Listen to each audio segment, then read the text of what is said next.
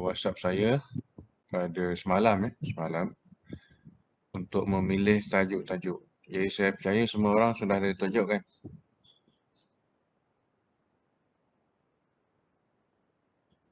Ada tak kumpulan yang tak ada tajuk lagi? Ataupun tajuk bertindih?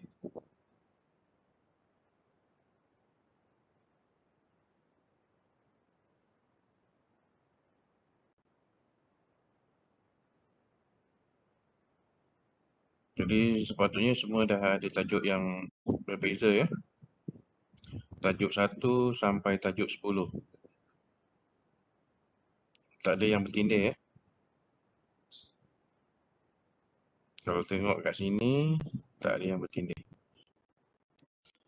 Jadi sehubungan dengan itu, kita akan mulakan sesi pembintangan kita pada minggu depan. Ada 3 kumpulan yang akan bentang pada minggu depan. Jadi siapa yang akan bentang pada minggu depan kita belum putuskan lagi. Atau saya yang akan putuskan, serahkan pada saya untuk saya memilih.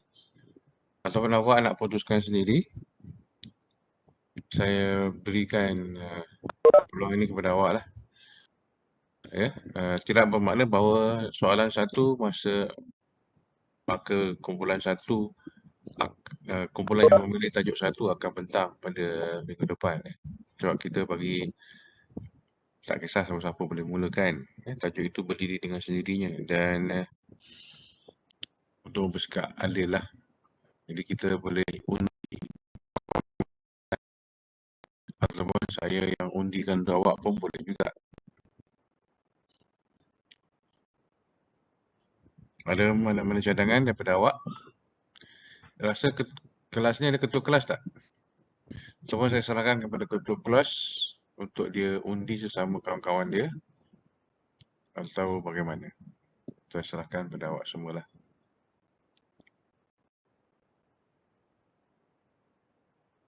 Jadi kita akan selesaikan yang itu ya. Baik, saya harap semua orang dah dapat kumpulan masing-masing. Semua mesti ada kumpulan masing-masing. Kalau tidak awak akan kehilangan banyak markah kat siapa yang tak ada masuk dalam mana-mana kumpulan. Akan tak ada markah lah untuk bahagian pembentangan kumpulan ni. Sangat besar markah dia. Selain daripada tugasan kumpulan ini, awak juga akan ada satu tugasan akhir yang namanya ialah reflection lah. Tugasan itu juga secara berkumpulan. Jadi dalam reflection tu apa yang awak dapat daripada sesi pengkuliahan subjek etika dan peradaban ni. Itu saya akan uploadkan dia punya keperluan-keperluan yang perlu disediakan. Apa ya, bagaimanakah dari segi pemberkahan yang akan dibuat. Okey. Pertama sekali hari ini kalau boleh saya nak beritahu semasa awak bentang nanti, semua pembentang mestilah membuka video masing-masing ataupun membuka wajah masing-masing. Sekarang ni semua orang tidak membuka bahagian video kan. Jadi kita cuma nampak tulisan je lah, macam saya ni nampak tulisan nama saya Koha tu. Yang lain ni saya cuma nampak Amy Ching, Bernard Ting, Tok Hui Jun, seperti itu sajalah. Jadi saya tak tahu macam mana, ini robot ke, ini intelligent apa. Tak tahu yang duduk kat sini siapa. Tulisan Amy Ching tapi mungkin yang duduk tu kucing ke kat situ ke kan, kita pun tak tahu kan. Sebab apa-apa boleh berlaku lah. Letak kat situ ke, teddy bear ke kat situ, mana kita tahu kan. Jadi semasa awak bentang, wajib untuk membuka awak punya video lah. Dan seeloknya awak rakam sekali lah, rekodkan awak punya pembentangan tersebut. Jadi awak kena hantar pertama PowerPoint yang awak hantar ke saya 1 minit sebelum pembentangan. Jadi minggu depan 1 minit sebelum pembentangan tu kena hantar dulu kat e-learning ni lah, uploadkan dalam e-learning 1 minit sebelum. Jadi kalau awak dah upload, dah sukses, baru mulakan pembentangan. Yang kedua ialah report.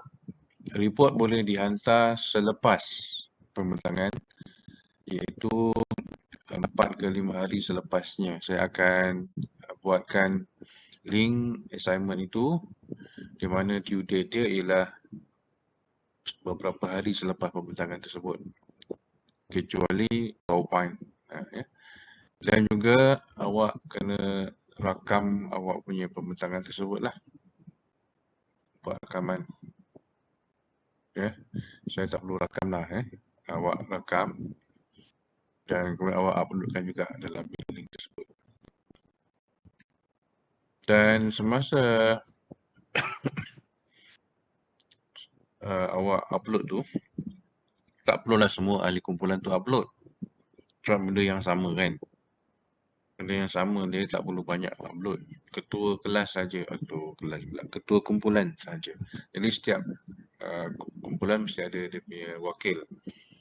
Mesti ada ketua yang akan menghantarlah ke dalam cyber system. Ya.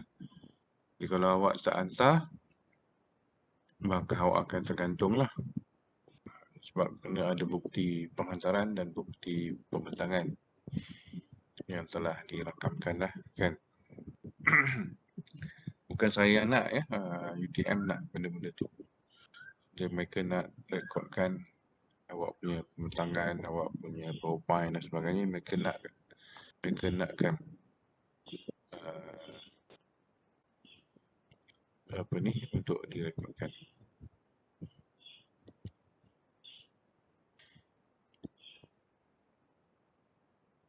Boleh faham ya sekarang? Setakat ni boleh faham ya? Betul. Okey, silakan. Ada pertanyaan? Doktor, Okey. slide berapa maximum slide ya? Pembentangan adalah dalam tempoh paling panjang 30 minit lah. Paling panjang. Slide itu nak berapa paling Jadi kalau 30 minit, jadi paling banyak ialah 20 slide. Kalau 20 slide, kalau awak satu slide 1 minit, 20 minit lah. Okey. Tapi kalau satu slide 2 minit, dah jadi 40 minit.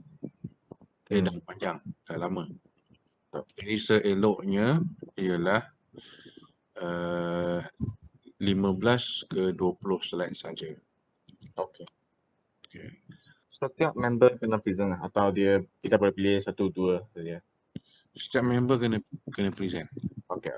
Setiap member kena present sebab ada markah individu semasa present lah.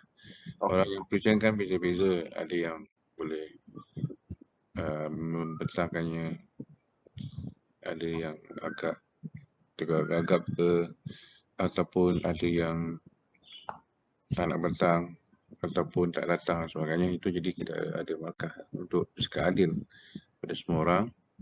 Maka ada markah kumpulan dan ada markah pembentangan secara individu. Markah secara individu. Jadi awak boleh praktis dululah supaya awak tak tergagap masa bentang. Ada pemarkahan untuk awak lah, untuk individu tersebut. Jadi kalau kawan awak dapat A, tiba-tiba awak tak dapat A, awak kena check balik awak punya presentation semasa awak present tu. Di akhir nanti, di akhir apa ni, di dalam masa dapat grade nanti, ahli kumpulan awak semua dapat A, awak seorang dapat C. Jadi mungkin ada masa pembentangan awak tak berapa bagus, atau semasa buat ujian hari tu tak berapa bagus juga. Jadi tak semestinya satu kumpulan A mesti semua. Kalau semua pun dapat A tak tentu lagi. Mungkin daripada 5 orang yang dapat A 4, satu orang lagi tak dapat. Itu ada sebab-sebab tertentu yang lain lah, yang awak kena faham kat situ. Sebab pengiraan kita bukan hanya berdasarkan kepada markah kumpulan, tapi juga markah individu ada ya. Terutama kita itu ada test, dan sekarang ni kita ada markah presentation. Okey. Jadi sebab itu saya tajuk-tajuk yang saya berikan kepada awak tu, awak hendaklah bincangkan dalam kalangan ahli kelas lah, di kalangan kumpulan. Dan tajuk-tajuk itu tidak samalah antara satu sama lain. Dan sebab itu juga pastikan tajuk itu dapat dibincangkan dengan matang. Awak pelajar universiti tau, bukan pelajar sekolah menengah. Jadi pelajar universiti, awak dah layak mengundi. Jadi awak layak untuk jadi yang berhormat kalau awak bertanding dalam pilihan raya. Kalau awak masuk parti muda, parti muda akan bertanding dalam pilihan raya. Lepas ni KDN terpaksa luluskan permohonan parti muda tu. Jadi sebenarnya orang muda pun akan ada yang jadi yang berhormat lepas ni. Maksudnya apa? Maksudnya ialah awak perlu mempunyai keupayaan sebagai pelajar universiti untuk menganalisis, mengkritik secara rasional apa yang awak bincangkan dalam awak punya tajuk tu lah. Ya, awak mesti kritikal. Saya nak kritikal. Pelajar universiti sepatutnya kritikal lah. Awak dilatih di universiti selama 4 tahun untuk menjadi seorang yang kritis. Datang daripada perkataan kritik. Keupayaan untuk mengkritik. Tu kritis secara rasional, secara logik lah. Kritikal ni. Bukan semua orang mampu untuk membuat kritikan. Sebab oleh pelajar saya peringkat PhD pun takut nak kritik. Takut nanti macam-macam, dia takut nanti kena tangkap polis lah, nanti takut itulah, nanti takut inilah.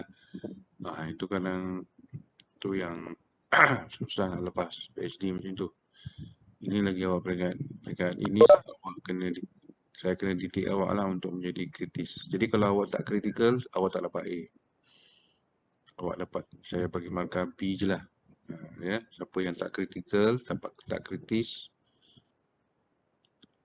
awak gagal untuk menjadi pelajar universiti. Itulah maksud saya. Ya, saya penat-penat jawab, awak tak pandai-pandai lah, itu maksudnya. Sebab kita kat universiti ni nak memandaikan awak dari segi ingatan, fakta dan sebagainya. Sebab awak dah pandai.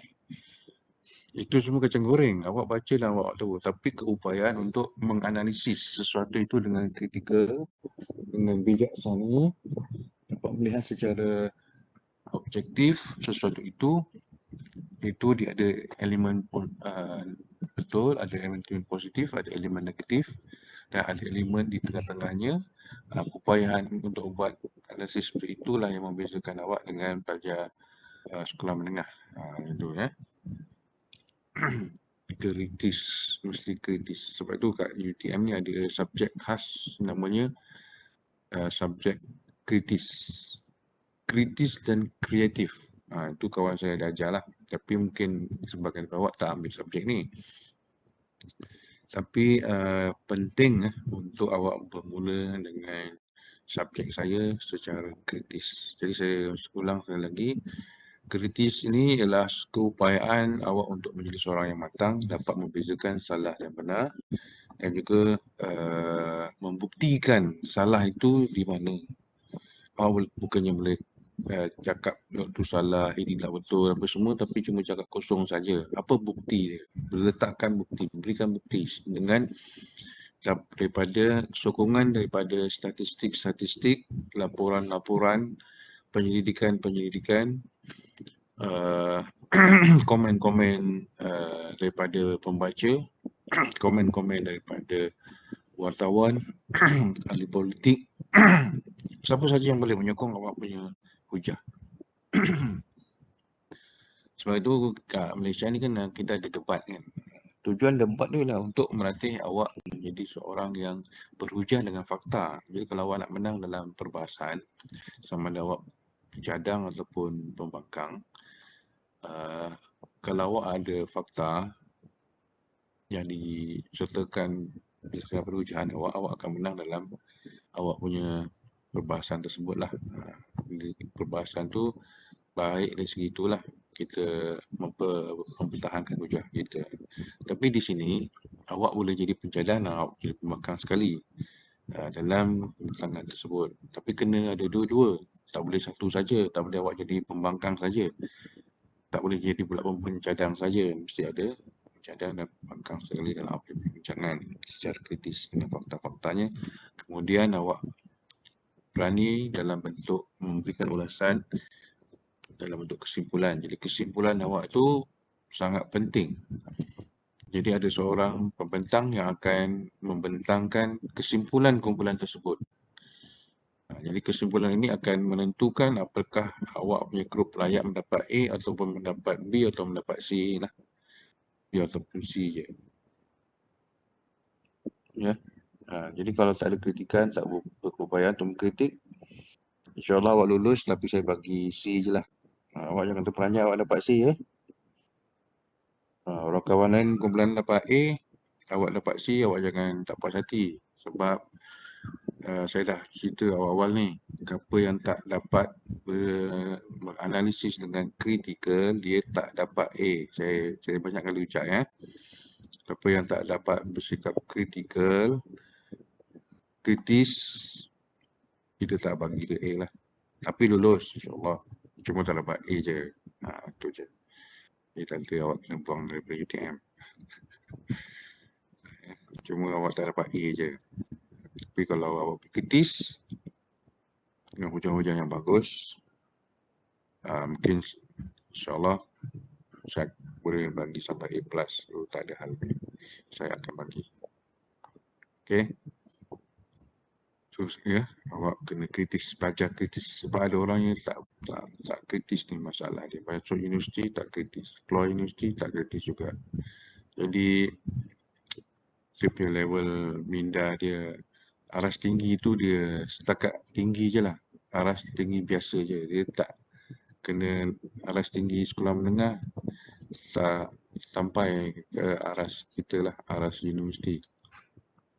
Tu ya, aras sekolah menengah tu sebenarnya mereka sudah melatih awak supaya berfikir aras tinggi yang kritikal sebenarnya. Tu yang aras tinggi tu. Sebab sebelum ni belum tak ada target untuk dapatkan berfikir aras tinggi. Tapi sebab tu nak kena latih dulu di sekolah menengah, aras tinggi. Dan di universiti ni yang sepatutnya dah boleh berfikir aras tinggi terus, tak payah nak dilatih lagi seperti kat sekolah menengah. Jadi itu yang saya harapkan dapat daripada awak lah, secara kritikal. Ya, kritikal. Sebab tu jangan hadkan hanya dalam membaca buku teks saja, tapi juga sumber-sumber lain yang dapat menyokong pandangan awak, terutama daripada para sarjana lah. Kata sarjana cakap macam ini menyokong ucapan awak, itu sangat bagus. Kalau awak ada statistik ni menunjukkan bahawa apa yang awak ucapkan tu adalah disokong kuat dengan bukti. Ya, bukti itu sangat penting. Lepas tu nanti kalau awak buat di akhir semasa awak hantar full report, dalam full report tu mestilah ada reference di belakang. Sangat penting ada reference dia. Awak dapat daripada mana, buku mana, website mana. Itu awak kena tuliskan dalam awak punya laporan. Laporan yang dihantar kepada saya. Lepas tu saya bagi masa 3-4 hari, 4-5 hari untuk awak siapkan laporan tersebut supaya lengkap dengan sumber-sumber yang sepatutnya lah. Kena kumpulan yang bertang minggu depan ni dia masa agak sempit, pendek. Jadi sebab tu saya bagi sedikit masa untuk awak menyiapkan awak punya final report tu. Report daripada tugasan tu.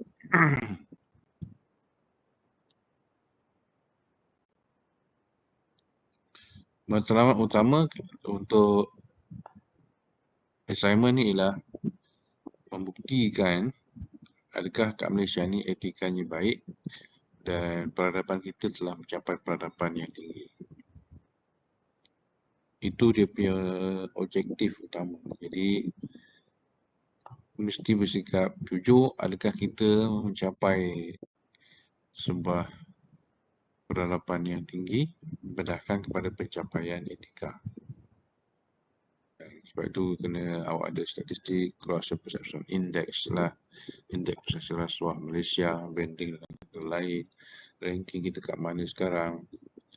Kemudian dari segi kes-kes di mahkamah, berapa banyak orang dah kena tangkap berbanding dengan tahun-tahun lepas. Dan masa sekarang berapa. Dari segi jenayah, berapa ramai orang terlibat dengan jenayah. Berapa orang yang terlibat dengan penipuan, scammer, berapa jumlah wang yang telah dicuri, berapa jumlah wang yang telah berjadi keluar di Malaysia dan negara di dunia dari segi pengaliran keluar wang dan macam-macam benda yang nak melihat adakah kita negara yang dalam keadaan etika yang baik, sederhana, lemah atau sedang menaik. Itu awak kena lihat kat situ secara jujur. Maksudnya awak jangan terikat dengan satu-satu pandangan. Awak open. Jadi maksud saya, tak kisahlah awak ni siapa, sokong kerajaan ke tak sokong kerajaan ke ataupun NGO ke. Yang penting saya nak awak kritis. Kerajaan pun kena kritis, perbankan pun kena kritis lah. Macam tu maksudnya. Semua orang boleh memilih, jadi dia kena ada sikap yang kritis terhadap apa yang berlaku di negara ini sebab awak semua bakal pemimpin. Okey, ada soalan yang lain? Lim ada Lee Kim Hong soalan. Yes, doktor. Okey. Ada soalan tak? Ada. So far, okay. Okey, Lee Kim Hong. Okey. Untuk kertas kerja tu, template dia saya try cari ke internet tak ada. Template kertas kerja tu sebenarnya kertas kerja tu dalam UTM ni ada standard dah, standard kertas kerja UTM. Maksudnya kat bahagian depan tu kena ada nama awak, gambar ahli kumpulan, nama dan gambar-gambar ahli kumpulan sebab saya tak kenal awak ni semua. Gambar, kemudian section berapa, lepas tu tajuk, tu muka depan, lepas tu content, kandungan, ada subbahagian pendahuluan, subbahagian isi perbincangan, ya, berapa isi subtopik dia. Contoh, pendahuluan 1.0, 2.0 apa isi apa, 2.1 penjelasan lanjut daripada isi subtopik tadi. Kemudian 3.0 topik lain pula yang awak bincang, 3.1 apa, sampailah berapa isi, lepas tu kesimpulan mungkin 5.0 atau 6.0 ke 7.0 ke kesimpulan akhir. Kesimpulan, lepas tu bahagian rujukan, ada reference dia lah. Reference, tulis reference ataupun rujukan. Ada pelajar tanya saya, boleh tak tulis dalam bahasa Inggeris? Saya kira jelas ya, subjek kita etika dan peradaban. Jadi kalau awak tulis dalam bahasa Inggeris tu tak apa-apa kena lah. Tak apa-apa kena. Ya, awak kaji peradaban Malaysia, tiba-tiba awak nak tulis dalam bahasa Inggeris. Jadi itu peradaban Inggeris lah jadinya. Bukan peradaban Malaysia. Jadi kita terlalu terpengaruh dengan bahasa Inggeris, semua nak diinggriskan. Jadi mana kita punya jiwa bangsa Malaysia? Saya kan, inilah subjek yang nak mewujudkan perasaan patriotism. Kalau itu pun tak ada, habislah semua. Okey. Berapakah minima dan maksimum final report ataupun report assignment? Maksimum 20 muka surat lah maksimum. Minimum 8 muka surat lah. Sikit sangat pun tak boleh. Dia kena complete. Lepas tu semasa bentang, maksimum bentang 30 minit. Minimum bentang ialah 20 minit.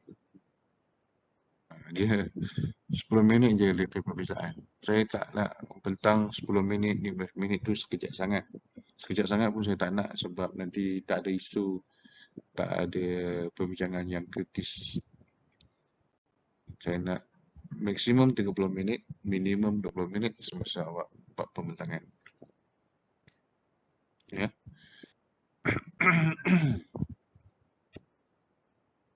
Doktor, Ya, silakan. report itu nak buka surat kita ada kira rujukan tak? Atau tak kira? Tak kira. Dan buka Orang surat lah. depan semua itu tak kira kan? 20 Okey. muka tu pun tak kira. Isi saja dah. Terlebih sikit pun tak apa, tapi dia punya range dia dalam 20 lah macam tu. 18, 20, 21 sikit lah, okey. 22 sikit, okey lah, boleh terima. Okey, faham. Kalau saya bagi satu contoh, macam saya punya contoh ialah Perlembagaan Malaysia. Bolehkah saya titik macam hak istimewa macam itu atau tak boleh? Boleh, ini kritik lah, sudah saya suruh awak kritik. Kritik je. Okey. Apa yang ada dalam awak punya apa ni, hati nurani tu awak keluarkan. Tapi dalam batas perbincangan yang ditetapkan lah, jangan awak ini di Pertuan Agong ke apa. Itu apa ni? Itu ada undang-undang lain lah. Itu nanti masuk undang-undang masudan. Cuma kritik dari sudut yang dibenarkan oleh undang-undang. Faham tak kritik yang dibenarkan oleh undang-undang? Kita tak petikaikan dari segi hak asasi tu. Hak asasi pula, hak keseimbangan tu. Tapi kita petikaikan dari segi pelaksanaan dia. Macam sistem lah. Kita kritik tu. Itu memang bagus. Itu yang saya nak. Sebab kalau awak semua kata hak istimewa orang Melayu tu bagus, peliklah saya. Sebab mana ada orang yang setuju macam tu. Awak kalau orang Melayu je, dia memang akan setuju, sahankan. Sebab dia menguntungkan diri dia. Tapi kalau orang lain yang bukan Melayu, dia rasa merugikan dia. Jadi dia akan tak puas hati. Sampai kiamat pun dia tak akan puas hati. Jadi, tapi cara awak tak puas hati tu mesti pandai untuk bukan nak macam mana awak hujah awak supaya hak asasi itu ditiadakan tu. Hujah awak macam mana awak berhujah tu penting lah kat situ. Ya. Kita boleh je kita kata tak setuju, tapi apa hujah kita bukan pada apa fakta. Sebab hak istimewa tu ada fakta dia kenapa diwujudkan di situ lah. Macam ke Afrika Selatan semasa sekarang dia ada lebih kurang juga dasar seperti apa ni DEB tu, affirmative action tu, dasar DEB kan, kita dasar apa nama, satu dasar penyusunan 10 masyarakat di Malaysia tapi banyak menguntungkan orang Melayu. Kalau di Afrika Selatan sebab mereka dasar apartheid dah puluhan tahun, mereka dizalimi dengan sistem apartheid. Sekarang ni ada satu dasar di sana yang mengutamakan orang-orang African lah yang menjadi rakyat di Amerika, di apa ni, di Afrika Selatan tersebut. Hingga kan sekarang ni di sana wujud satu kelompok baru iaitu orang-orang kulit putih yang miskin. Apabila mereka ni tak berapa berjaya dalam pendidikan, kemudian mereka nak pun kerja kat sana susah nak dapat sebab mereka dah ada dasar tersebut mengutamakan orang Afrika. Jadi yang dapat kerja orang Afrika, orang asalin ni tak dapat kerja. Jadi mereka sekarang ni banyak menganggur dan homeless lah, tak ada rumah. Jadi homeless ni bukan hanya di Amerika tapi juga di Afrika Selatan. Jadi kalau orang kulit putih sudah bertambah ramai sekarang lah. Sebab dasar tu menyebabkan mereka tak dapat pekerjaan. Jadi bila tak dapat pekerjaan, mereka nak makan susah lah kan. Sebab kerja tu berkaitan dengan nak dapatkan duit untuk beli makanan.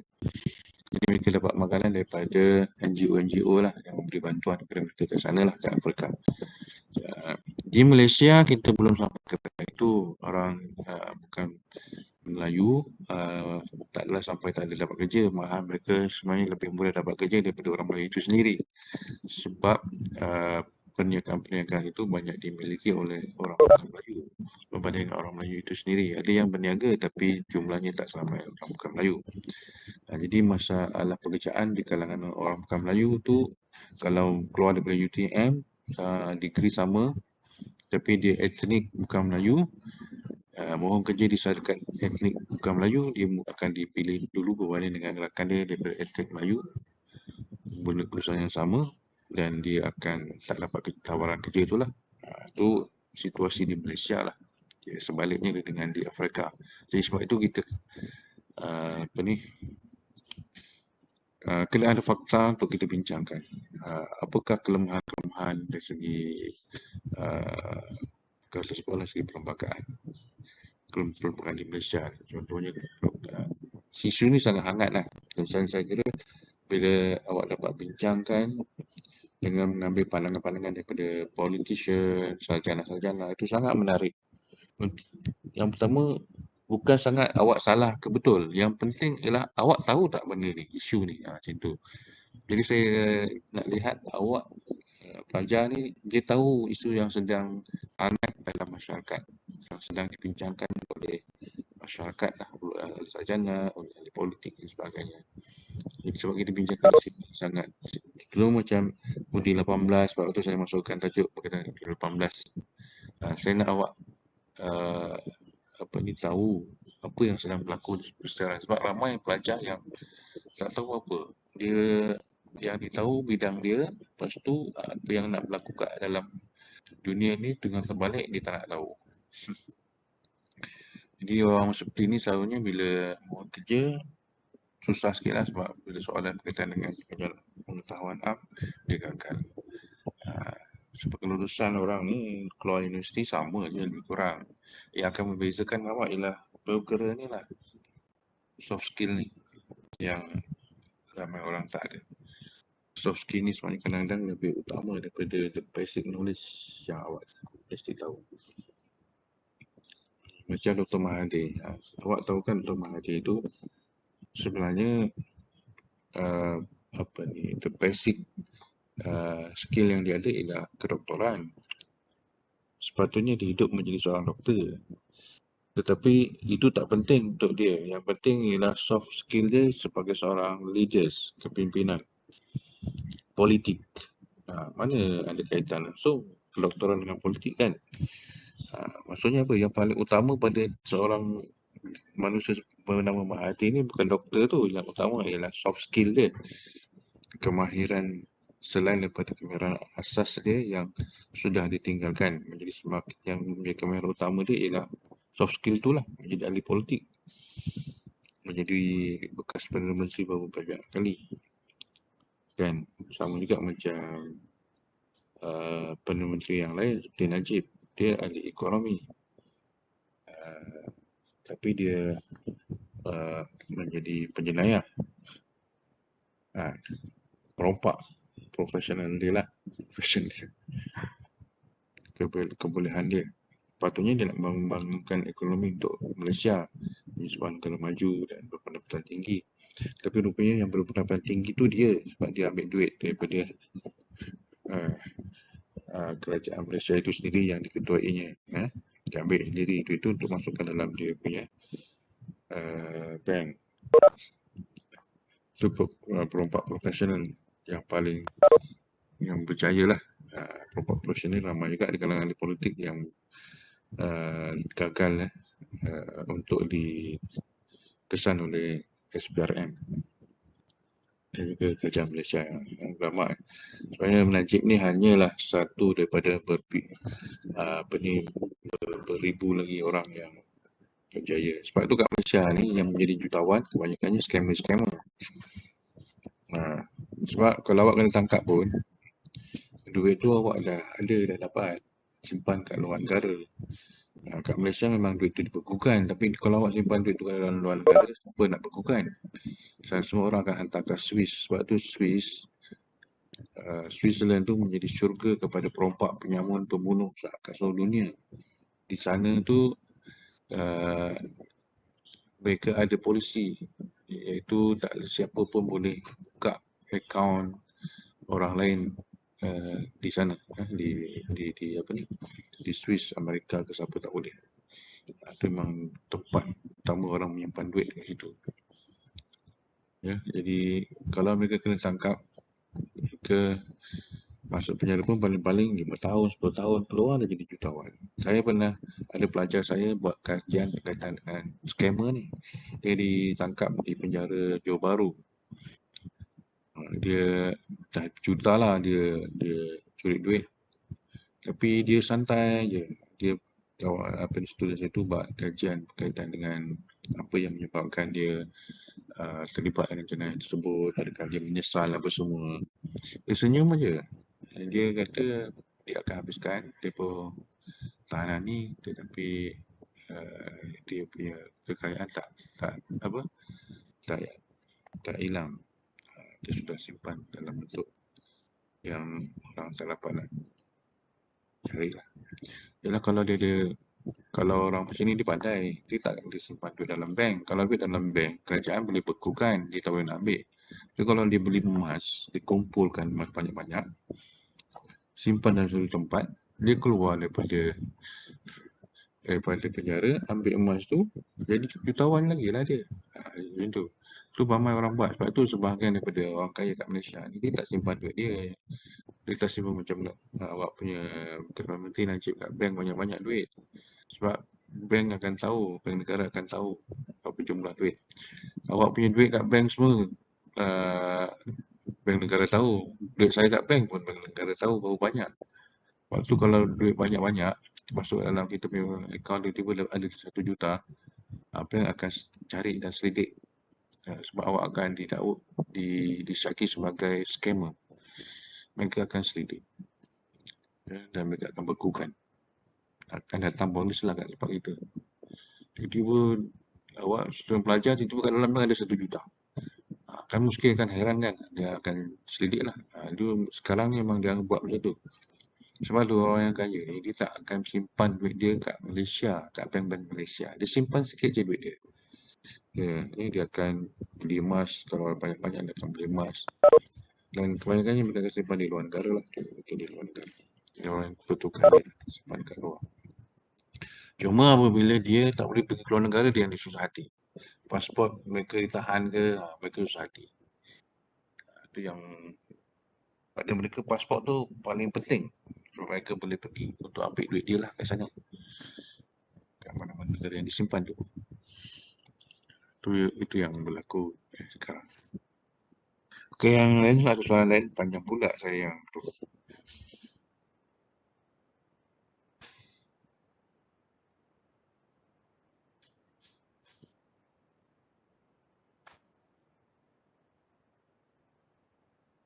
Okey, dari segi kalau macam tu, siapa yang akan mulakan minggu depan ni? Ada ni tak? Kalau tak ada, saya akan buat undian.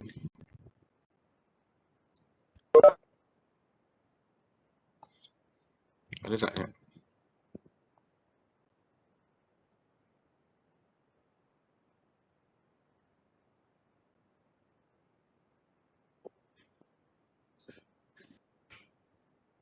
Kalau tak ada, saya akan forwardkan undian. Boleh ya saya undi? Kawan nak undi, cepat. Chai Jingzi. Chai Jingzi. Ada tak ni orangnya? Ada. Awak tadi sakit perut ke?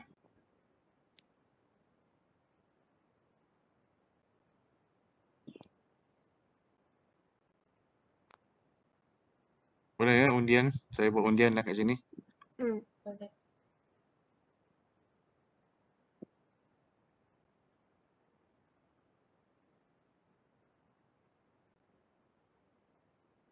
Jadi minggu depan pembentangan akan dibuat oleh kumpulan 9, kumpulan 1 dan kumpulan 6. Saya dah forwardkan kat WhatsApp. Ada ya, kumpulan 9, kumpulan 1 dan kumpulan 6. Kemudian di minggu depannya diikuti kumpulan 8, kumpulan 2, kumpulan 5. Lepas tu kemudian minggu depannya 3 minggu kemudian 3 minggu daripada sekarang kumpulan 4, 7, 3. Kumpulan 4, 7, 3 dan kumpulan 10 adalah kumpulan terakhir yang akan bentang pada minggu yang terakhir itulah. Dia seorang saja.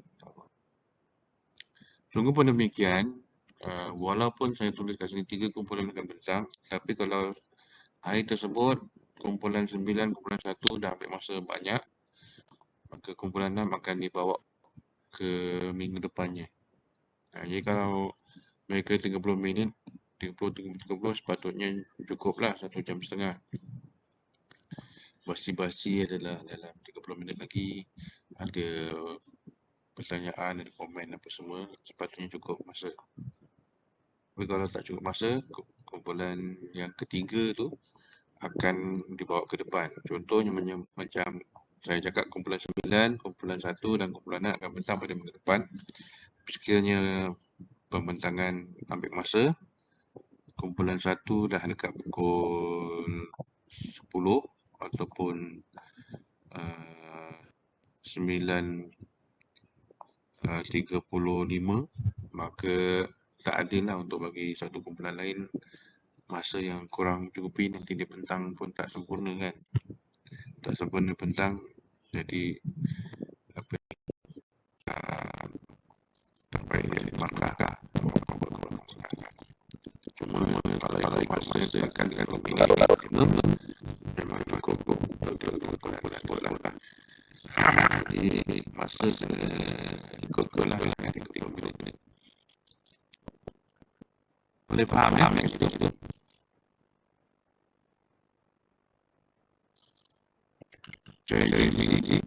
Cari gizi. Faham ya? Kamu tu nak masuk kelas ni.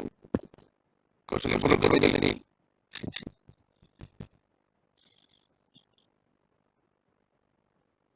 Okay.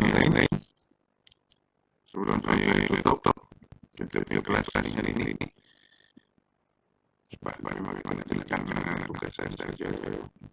Soal benar-benar faham apa keperluan yang diperlu lah. Jadi, waktu maksimum 30 minit. Setiap kali yang dalam kosmos membentangkan nilai teknikal isu, iaitu suara dengan keluar. Jadi, saya dapat pastikan awal dikelabarkan ambil YouTube-nya.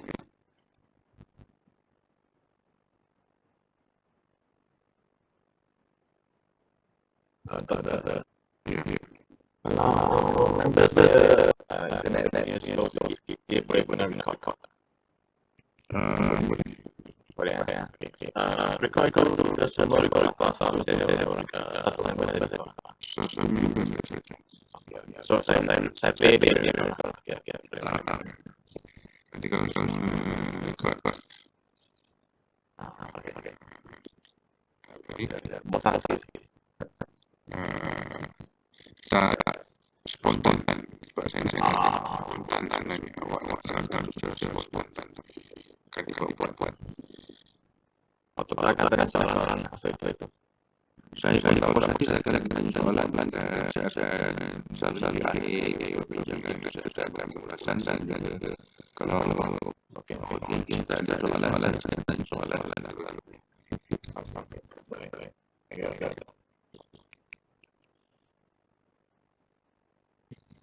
Okay.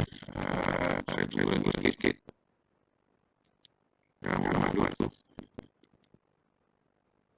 Muhammad Dua dia awal lebih je. Muhammad Dua yang dapat ini orang malu, berani dan kritis. Tuan dapat dia tahun kelas. Saya nak beramai dalam kelas lah. Saya nak lagi ni awaknya saya nak. Jangan malu-malu, jangan takut. Awak nak macam sikit. Dan subjek memang meneliti untuk arah itu dan sepatutnya juga sebab awal-awal ini dalam tahun-tahun yang hadapi ini. Jadi kat Malaysia ni yang institusi 30% je. 70% lagi untuk universiti. Jadi sebab tu yang 30% kalau kita dah teruk lah. Jadi yang 30% je 10% je. Jadi 20% sekali itu je. Satu Malaysia ni yang ramai yang tertipu. Banker pun tertipu oleh scam bayangkan ni. Cek juga itu bukannya RM23, RM200,000, RM300,000, RM500,000 pun ada. Cek itu macam mana tu kena tertipu oleh scam.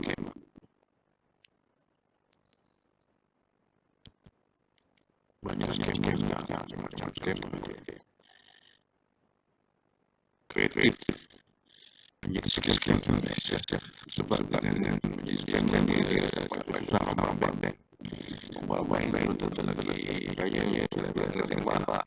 Di scam ni senang ambil telefon cakap lepas tu kita boleh senang dia menguasai psikologi kita, ilmu psikologi itu mendatangkan pendapatan yang tinggi daripada scam sebab juga anak ni semua segala penyelesaian pola-pola sudah mengalahkan dia buat pendapatan dan mengedarkan dengan buat sukut dan menjadikan scam itu sebagai satu aktiviti utama mempertahankan kesejahteraan untungkan risiko dan untung besar.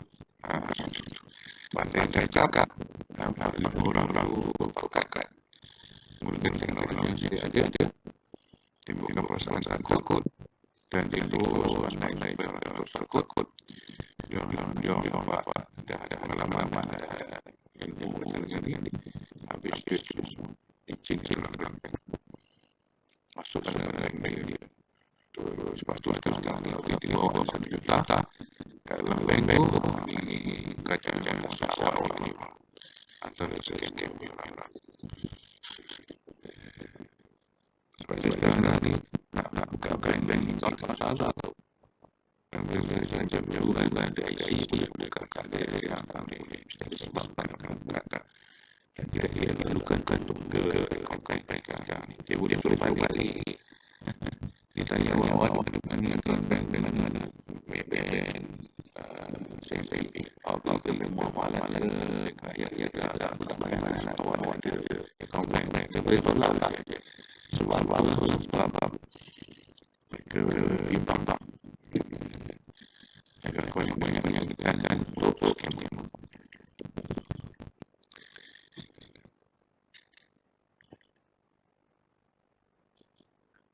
Ada santian taksi semua.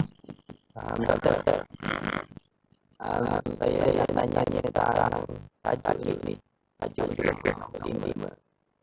Apa tajuk? Nanti saya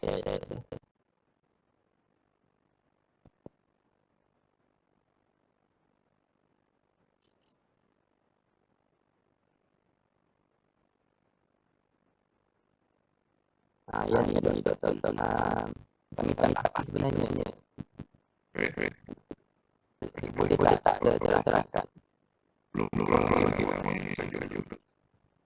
Apa kan tajuk apa? Okey. Saya waktu. Saya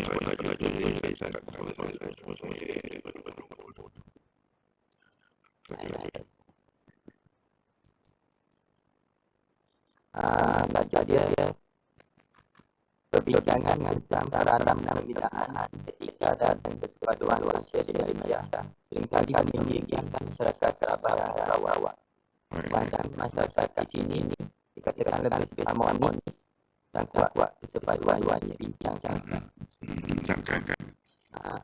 Okey. Jadi sebenarnya yang ini Sainan awak jelaskan dulu situasi yang saya dah tentangkan ini, iaitu di Sabah Sarawak sebenarnya mereka adalah masyarakat Melayu ini, dia Iban dan apa semua nama macam-macam, tetapi di sana masyarakat ini memang tak bersifat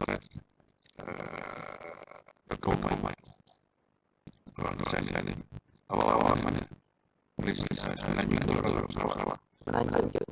Okey. Jadi orang Menanjung ni dia kalau ada kita Sarawak tahu sebab apa yang dia itu adalah Menanjung.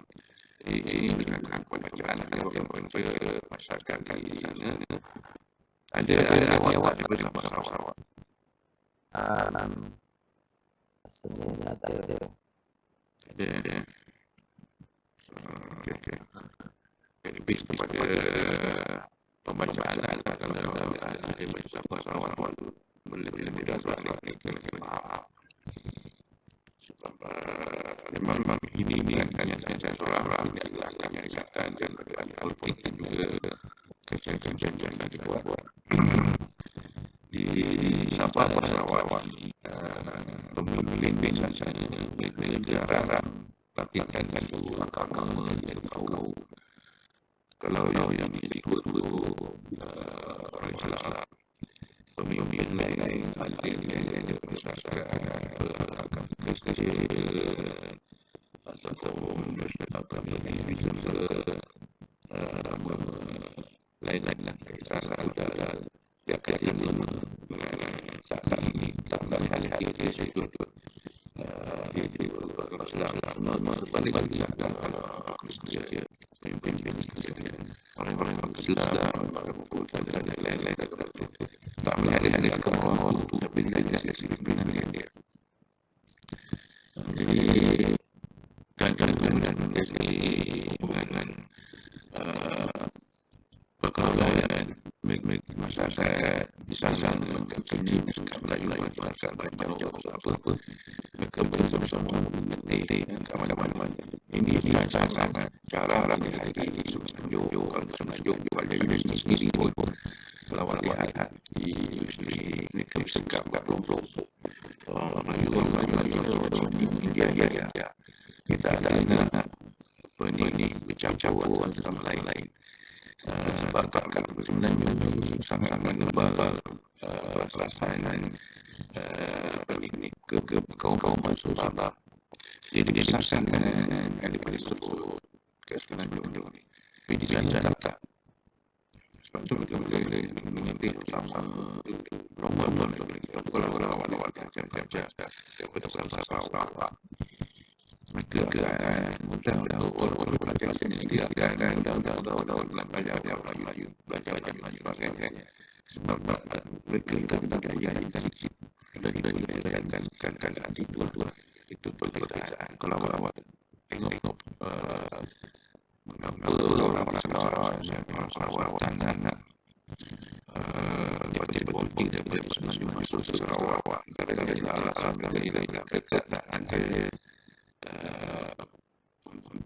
perasaan perkauman yang kuat yang boleh berlaku di Sarawak dan Semenanjung itu satu di tanah ada di Sarawak itu yang berkaitan maksudnya saya sendiri yang itu kat sini kita lalu berkawan-kawan sangat berkawan sebab parti itu pun parti yang berkawan berkawan ayo dia memperbaiki kawan sangat berkawan saja ayo tak join itu sama-sama orang yang tak boleh seperti itu baik siap-siap sebenarnya juga politik adalah makanan sehari-harian dan itu yang mereka sehari-hari sebab itu tidak menggunakan tapi saya nak awak fikirkan kalau kena jauh apa bukti tentang sosial yang akan dilakukan apakah bukti kejayaan Sulawesi Sarawak. Itu yang saya nak sebenarnya kali ini. Buktikan.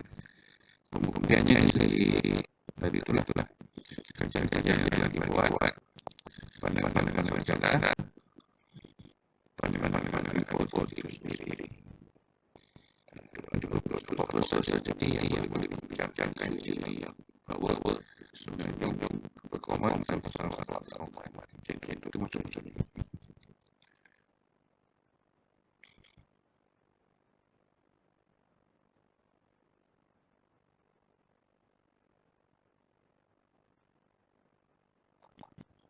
Okey, kalau untuk saya ada lagi soalan? Tanya sekarang. Sama-sama.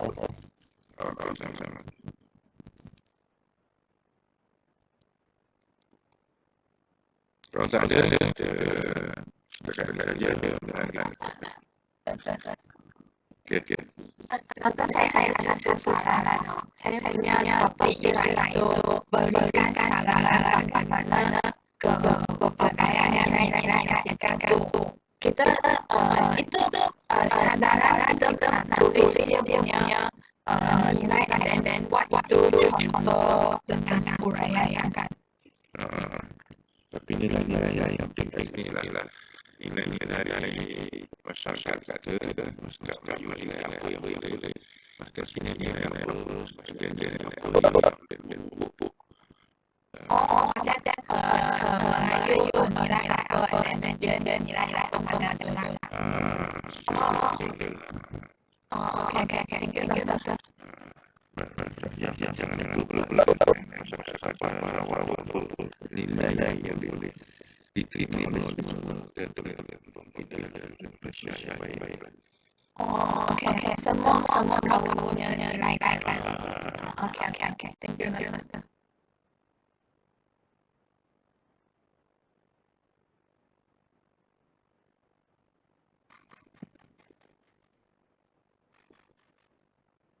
Baik.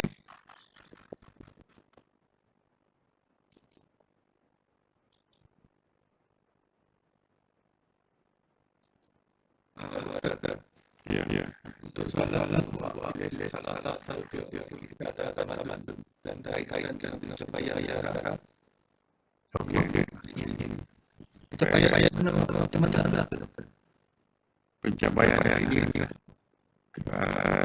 ambil salah teori Lau yang virtue ethics, kemudian teori kita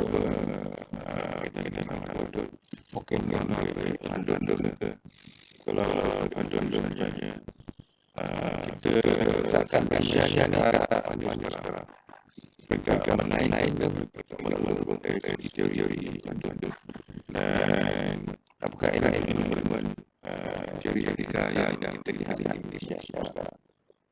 Jangan kalau virtue ada contoh yang sedang yang betul keadaan kita. Ini awal tahu cara betul lah. Untuk mana yang signifikan dengan Malaysia lah. Salah satu Malaysia yang paling signifikan dengan teori itu. Sama ada dia atau teori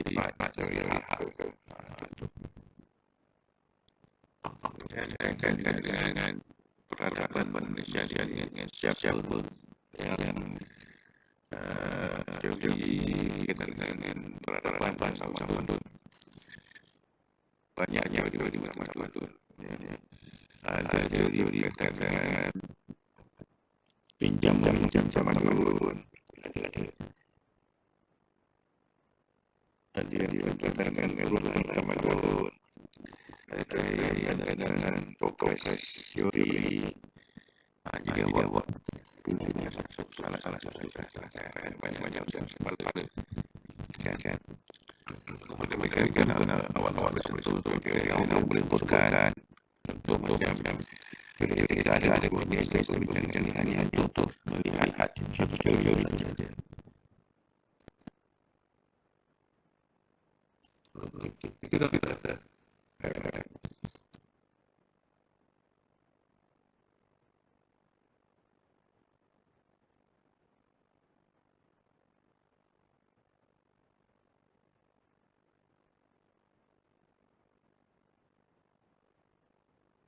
Terakhir.